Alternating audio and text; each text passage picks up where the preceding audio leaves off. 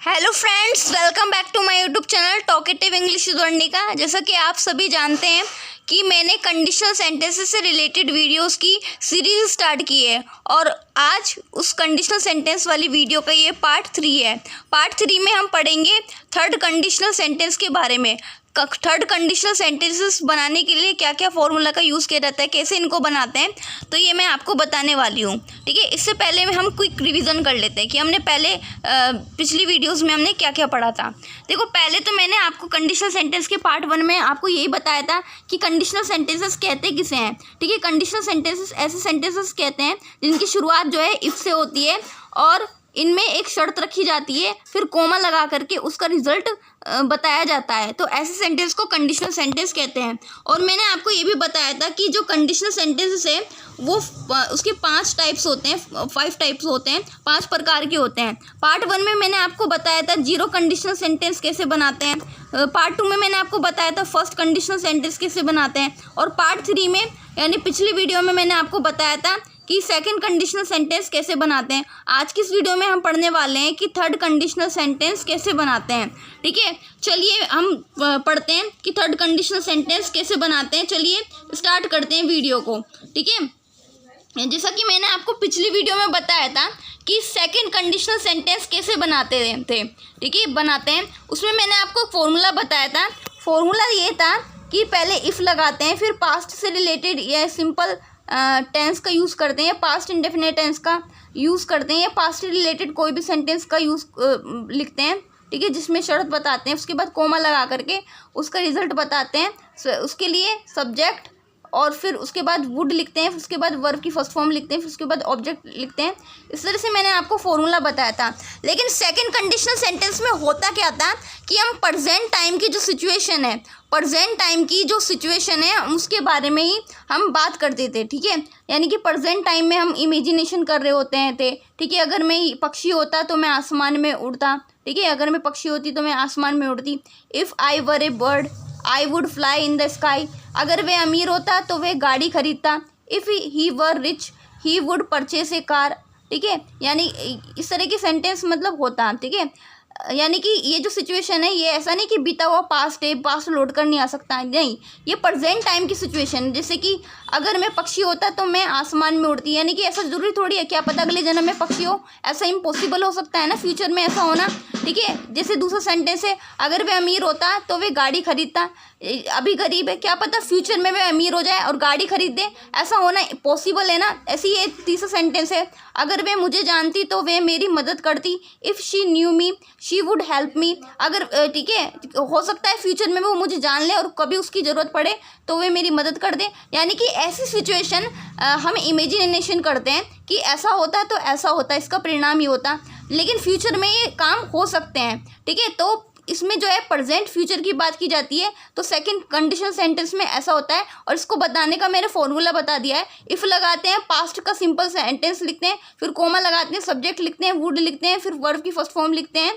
ठीक है, और उसके बाद ऑब्जेक्ट लिख देते हैं। सेंटेंस में जो बचा हुआ पार्ट होता है। तो ये था मैंने जो पिछली वीडियो में मैंने आपको बताया था सेकंड कंडीशनल सेंटेंस में। तो आज की इस वीडियो का ये जो कंडीशनल सेंटेंस वाली वीडियो है इसका ये पार्ट 4 है। तो पार्ट 4 में हम पढ़ने वाले हैं कि किस तरह से मतलब थर्ड कंडीशनल सेंटेंस बनाते हैं। अब देखो, ये जो थर्ड कंडीशनल सेंटेंस है ये सेकंड कंडीशनल सेंटेंस से थोड़े अलग है। मैंने एक सेकंड कंडीशनल सेंटेंस में बताया था जो काम इमेजिनेशन करते हैं हम, ठीक है, कि ऐसा होता तो ऐसा होता है, फ्यूचर में वह काम हो सकता है। लेकिन थर्ड कंडीशनल सेंटेंस में ऐसा नहीं होता। थर्ड कंडीशनल सेंटेंस में जो है पास्ट की बात होती है, जो समय बीत गया है ना उसके बारे में बात होती है। ठीक है, इसमें भी अनरियल, पास्ट, हाइपोथेटिकल सिचुएशन में इसका थर्ड कंडीशनल सेंटेंस का प्रयोग किया जाता है। अब थर्ड कंडीशनल सेंटेंस को बनाने का क्या फॉर्मूला होता है। देखो, फॉर्मूला होता है वैसे इफ़ लगाते हैं, फिर उसके बाद पास्ट परफेक्ट टेंस लगाते हैं। पास्ट परफेक्ट टेंस का मैंने आपको फॉर्मूला बताया था, सब्जेक्ट लिखते हैं, हेड लिखते हैं, उसके बाद वर्ब की थर्ड फॉर्म लिखते हैं, उसके बाद ऑब्जेक्ट लिखते हैं, फिर कोमा लगा देते हैं, उसके बाद अपना सब्जेक्ट लिखते हैं, उसके बाद वुड लिखते हैं, फिर उसके बाद हैव लगाते हैं, उसके बाद वर्ब की थर्ड फॉर्म लगाते हैं, उसके बाद ऑब्जेक्ट लगाते हैं। लेकिन क्या होता है, थर्ड कंडीशनल सेंटेंस में क्या होता है, जो बात बीत गई होती है, पास्ट को तो भाई अब दोबारा लौट कर हम ला नहीं सकते, जो बीत गया सो बीत गया, लेकिन हम इमेजिनेशन करते हैं कि ऐसा होता तो ऐसा होता। जैसे कि एग्जाम्पल के थ्रू हम समझते हैं कि थर्ड कंडीशनल सेंटेंस कैसे बनाते हैं, चलिए देख लेते हैं। एग्जाम्पल है, अगर वे पढ़ाई करता तो वे परीक्षा पास कर लेता। अब देखो इसमें लिखा अगर वे पढ़ाई करता तो वे परीक्षा पास कर लेता, यानी कि इसमें पास्ट की बात कर रहे हैं, ठीक है। पास्ट में अगर वे पढ़ाई करता तो परीक्षा पास कर लेता, लेकिन अब तो वो फेल हो गया है। अब उसमें मतलब अब देखो वो पास्ट जो बीता हुआ था, जिसका पढ़ाई करने का समय था, वो दोबारा तो लौट के नहीं आने वाला, ठीक है। यानी कि इसमें जो बीते हुए जो समय होता है उसकी बात की जाती है थर्ड कंडीशनल सेंटेंस में, ठीक है। अगर वे पढ़ाई करता तो वे परीक्षा पास कर लेता। अब ये जो सेंटेंस है ये थर्ड कंडीशनल सेंटेंस है, इसमें बीते हुए समय की हम इमेजिनेशन कर रहे हैं। तो इसको बनाने का मैंने आपको फॉर्मूला बता दिया, फॉर्मूला मैंने आपको बता दिया। चलिए सेंटेंस को जो है अब हम इंग्लिश में बनाते हैं, थर्ड कंडीशनल सेंटेंस है इस फॉर्मूले को अपनाते हुए, ठीक है। अब देखो अगर वे पढ़ाई करता तो वे परीक्षा पास कर लेता। अब इस सेंटेंस में देखो इसमें जो है अगर वर्ड आया, ठीक है। अगर को इंग्लिश में बोलते हैं इफ़, तो यहाँ पर हमने लिख दिया इफ़, ठीक है। अब इसमें सेंटेंस जो है ये पास्ट परफेक्ट टेंस में बनेगा, ठीक है। इसमें आया वे लड़के के लिए, वे के लिए इंग्लिश में लगता है ही, तो हमने लिख दिया ही। उसके बाद ये पास्ट, फिर हैड लिखेंगे हम, हैड लिख दिया। और उसके बाद हम देखेंगे इसमें वर्ब क्या है, वर्ब है पढ़ाई करना, पढ़ाई करता है, यानी पढ़ाई करने को इंग्लिश में बोलते हैं स्टडी, और स्टडी की जो थर्ड फॉर्म होती है स्टडीड होता है, ठीक है। स्टडीड हो गया, इफ़ ही हैड स्टडीड, ठीक है। स्टडीड हो गया, इफ़ ही हैड स्टडीड। फिर उसके बाद कोमा लगाया, यहाँ पर तो आया, तो को बोलते इंग्लिश में शो, लेकिन हम इसकी जगह तो की जगह जो है शो लगा देंगे। अब देखो इस सेंटेंस आगे का क्या है, वे परीक्षा पास कर लेता। अब मैंने बताया ना कोमा लगाने के बाद सेंटेंस कैसे बनता है। पहले तो हम सब्जेक्ट लिखेंगे, इसमें सब्जेक्ट है हमारा वे, लड़के के लिए वे के लिए लगता है इंग्लिश में ही, तो हमने ही लिख दिया। उसके बाद हमें सब्जेक्ट के बाद लगाते हैं हम वुड, तो हमने यहाँ पर हमने लगा दिया वुड। अब इसके बाद वुड के बाद लगाते हैं हम हैव, तो लगा दिया हमने हैव। उसके बाद हम वर्ब की थर्ड फॉर्म लगाते हैं, तो इसमें वर्ब क्या है, पास कर लेना, ठीक है, पास कर लेना। तो पास करने को इंग्लिश में बोलते हैं पास, ठीक है। पास के पीछे हम ईडी लगा देते हैं तो उसकी थर्ड फॉर्म बन जाती है, पास्ड लिख दिया, ठीक है। और उसके बाद परीक्षा को इंग्लिश में बोलते हैं एग्जाम, द एग्जाम लिख दिया, फुल स्टॉप लगा दिया। तो सेंटेंस क्या बना, if he had studied he would have passed the exam. अगर वे पढ़ाई करता तो वे परीक्षा पास कर लेता। तो ये सेंटेंस बनाया हमने, ठीक है, पास्ट परफेक्ट टेंस में, ठीक है। वो पास्ट परफेक्ट टेंस में शुरुआत कर सेंटेंस इफ लगा करके पास्ट परफेक्ट टेंस बनाया, फिर कोमा लगा करके subject would have plus verb की थर्ड फॉर्म, फिर ऑब्जेक्ट लगा दिया, ठीक है। इस तरह से हम दूसरा सेंटेंस बनाएंगे।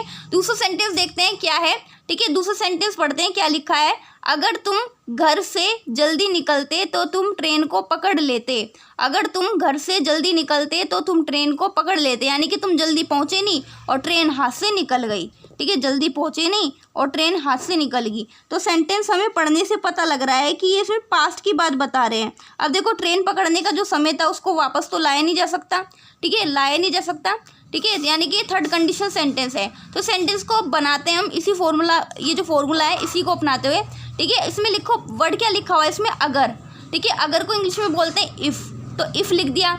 अब देखो इसमें इफ़ के बाद जो सेंटेंस बनता है पास्ट परफेक्ट टेंस में बनता है, तो पास्ट परफेक्ट टेंस में लिखेंगे इसे। अब इसमें देखो सब्जेक्ट क्या है, तुमको बोलते हैं इंग्लिश में यू, तो यू लिख दिया। उसके बाद हम हैड लगाएंगे, ठीक है, हैड लगाएंगे, हेल्पिंग वर्ब लगेगी हमारी हैड, तो हमने यहाँ पर हैड लिख दिया, ठीक है। यहाँ पर हमने हैड लिख दिया।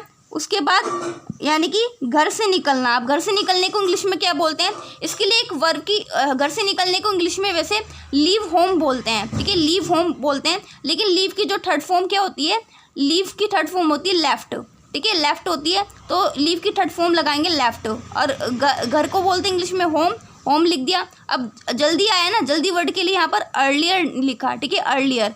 तो सेंटेंस क्या बना, if you had left home earlier, अगर तुम घर से जल्दी निकलते तो को बोलते शो, लेकिन शो नहीं लिखेंगे, यहाँ पर कोमा लगा देंगे, कोमा लगा दिया हमने। अब इसमें है तुम ट्रेन को जल्दी मतलब ट्रेन को पकड़ लेते। अब देखो आगे का सेंटेंस जो है इफ़ लगा करके जब हम पास्ट परफेक्ट टेंस में बनाते हैं, उसके बाद कोमा लगा करके जो आगे का सेंटेंस बनता है इसमें हम सब्जेक्ट लिखते हैं, वुड लिखते हैं, फिर हैव लिखते हैं, वर्ब की थर्ड फॉर्म लिखते हैं। ऐसे इसमें आगे का सेंटेंस में हम बनाएंगे। इसमें हमारे सब्जेक्ट क्या है, तुमको बोलते हैं इंग्लिश में यू, तो हमने यू लिख दिया। उसके बाद हमें लिखना है वुड, तो हमने वुड लिख दिया। वुड के बाद हमें लिखना है हैव, हैव लिख दिया। अब इसमें हमें अपनी वर्ब की थर्ड फॉर्म लिखनी है, तो इसमें थर्ड फॉर्म क्या है, पकड़ लेते, ठीक है। पकड़ने को इंग्लिश में बोलते हैं कैच, और कैच की जो थर्ड फॉर्म होती है वह क्या होती है, कॉट होती है, ठीक है। कॉट लिख दिया हमने। अब इसमें है ट्रेन, ट्रेन यानी रेल, ठीक है। रेल को इंग्लिश में बोलते हैं मतलब ट्रेन बोलते हैं, तो यहाँ पर लिख दिया हमने द ट्रेन। तो सेंटेंस क्या बना हमारा, if you had left home earlier you would have caught the train. अगर तुम घर से जल्दी निकलते तो तुम ट्रेन को पकड़ लेते। इस तरह से जो है थर्ड कंडीशनल सेंटेंस हमने सीखा। थर्ड कंडीशनल सेंटेंस को बनाना भी ईजी है।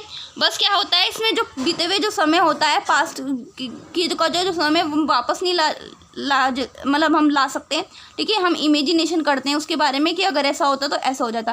तो ऐसी सिचुएशन में जो है कंडीशनल सेंटेंस में हम जो यूज़ करते हैं थर्ड कंडीशनल सेंटेंस के फॉर्मूले का यूज़ किया जाता है। इसका फॉर्मूला बहुत ही सिंपल है, ईजी है, आपको याद हो जाएगा अच्छे से। इफ़ लगाते हैं, पास्ट परफेक्ट टेंस लिखते हैं, और पास्ट परफेक्ट टेंस कैसे बनाते हैं मैंने आपको टेंस वाली वीडियोज़ में मैंने आपको बताया था, ठीक है। Subject plus had plus verb की थर्ड फॉर्म प्लस ऑब्जेक्ट, फिर उसके बाद कोमा लगाते हैं, फिर उसके बाद हम आगे का सेंटेंस इस तरह से बनाते हैं। सब्जेक्ट लगाते हैं, वुड हैव प्लस वर्ब की थर्ड फॉर्म लगाते हैं, फिर प्लस करके ऑब्जेक्ट लिखते हैं, फुल स्टॉप लगा देते हैं। इस तरह से जो है थर्ड कंडीशनल सेंटेंस बनाते हैं, ठीक है। और आज की इस वीडियो में हमने जो है सीखा कि थर्ड कंडीशनल सेंटेंस कैसे बनाते हैं। जो नेक्स्ट वीडियो आएगी, इस वीडियो का जो पार्ट 5 आएगा, उसमें मैं आपको बताऊंगी मिक्स्ड कंडीशनल सेंटेंस कैसे बनाते हैं। If you like this video please subscribe my channel. ऐसी यूजफुल वीडियोज़ मैं आप सभी के लिए लाती रहूँगी। तब तक के लिए बाय बाय।